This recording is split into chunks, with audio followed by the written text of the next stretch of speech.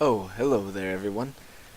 Today's video we are going to go into a discussion of Inhumans, as well as a review of this fancy little comic here, Inhuman #1. So, I figured I would do this video because Inhuman #1 was very good, but if you're behind in the Marvel Universe you might not understand what's going on. So I'm going to bring everyone up to speed. There's going to be no spoilers of Inhuman #1, but there is going to be spoilers of Infinity, which was a Marvel event. So, if you do not want spoilers on Infinity, you have not read it yet, then I would suggest reading it first, or this is actually the perfect video for you if you can't find all the comics and you want to jump into Inhuman #1. So, Infinity. I'm not going to explain the whole series, but I'm going to explain how it relates to Inhuman #1.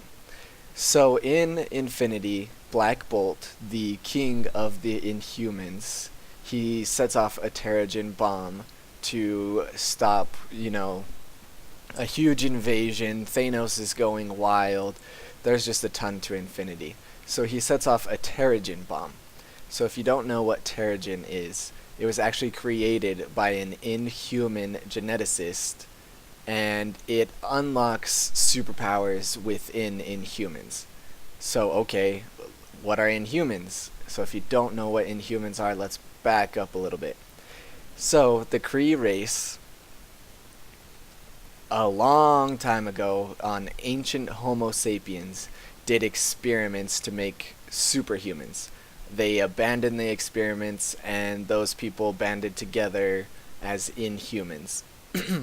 So along comes this Inhuman geneticist, and he creates Terrigen, or Terrigen Mist, which unlocks even, more powers in them, or maybe it's dormant, further down the line, things, dormant traits, genetics, blah blah blah.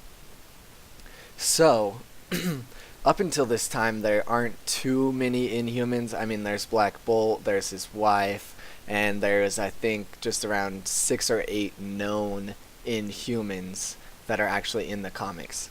So at the end of Infinity, Black Bolt sets off a Terrigen bomb.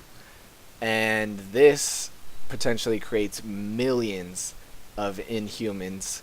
So, normal guy, he's very far down the bloodline from ancient Homo sapiens, ancient Inhumans, so his traits are dormant. This is the best way that I can explain it for someone who doesn't know about the universe too much or hasn't read that side of it. So, the Terrigen Mist unlocks those hidden genes or traits in a person. They go through a whole cocoon phase, and then they come out superhuman. Some of them cooler than others, and so on and so forth. So Inhuman #1 is actually the aftermath of this event. And the reason I wanted to make this video is because this is super cool. You're talking about millions of new characters that can happen.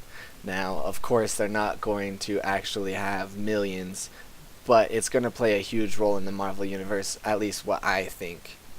It's kind of like X-Men in a way that, there's mutants, but these are Inhumans, so they're kind of different. So Inhuman #1, it was very good, and like I said, this is why I made the video. I'm actually really stoked for this series. A couple of the Inhuman characters it starts to bring up seem really promising, and they have really cool kind of off-the-wall powers. And then not to mention, it's not just powers, they completely change form, so they can look all sorts of crazy. They don't look human anymore. They're technically never really were human. They were just kind of hiding amongst humans in a human body, I guess, if you want to say. So, why this is so cool is because whenever you have an event that can create new characters and new material, it's really exciting. Now, of course, it's only the first issue, so, I mean, you don't get to see too much. You get to see a couple of these characters just barely coming out of their cocoons. You don't really know what they're capable of, but I think it's going to be very promising, and it can actually be a really good story arc for Marvel if they keep up with it. I know right now they are kind of doing the original Sin. That's what they're promoting right now, which comes out in July. So I'm hoping that Inhuman doesn't fall by the wayside because I'm really interested in it, and I think that most everyone else would be if they looked into it and read some of the comics. So you don't need to read Infinity to understand Inhuman. I would suggest it if you can find them. They were actually really popular, and I think it was one of the better Marvel series, Marvel Universe events.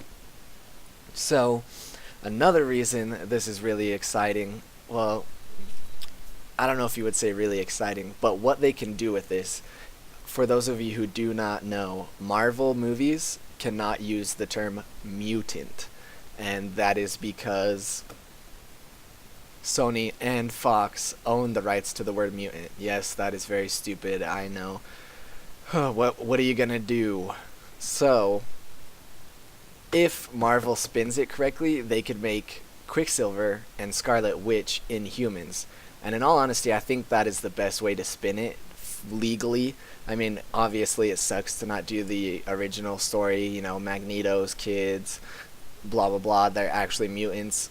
But if you can't use the word mutant, Inhuman and the Terrigen Bomb or just Terrigen Mist, all of that is a really good way to spin it, I would think. If Marvel doesn't do that and they just make it Hydra testing on people, I mean, I guess it'll be better for the general audience, but I don't know.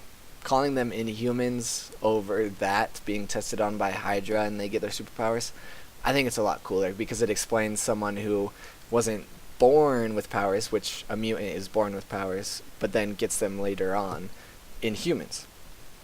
So a lot of this sets into motion a lot of cool things. There's some really cool characters in Inhuman #1. Like I said, there's some villains, there's some, I don't know if you want to call them superheroes yet, but there's some good guys that come out of it. I'm really excited for #2, and I hope you guys liked this video. If you have any questions, I can think clearly when I'm typing compared to when I'm sitting here rambling. So if you have any questions about Terrigen Mist, the bomb, Black Bolt, any of that, just feel free to comment and I would love to help you understand a little further. I mean, I'm not a genius when it comes to this, but I've read Infinity and a couple other things that deal with Black Bolt and Inhumans. So far after Infinity, I think Inhuman is the most promising. I haven't, we'll have to wait and see if Original Sin blows it out of the water, but in the end, I really liked Inhuman #1.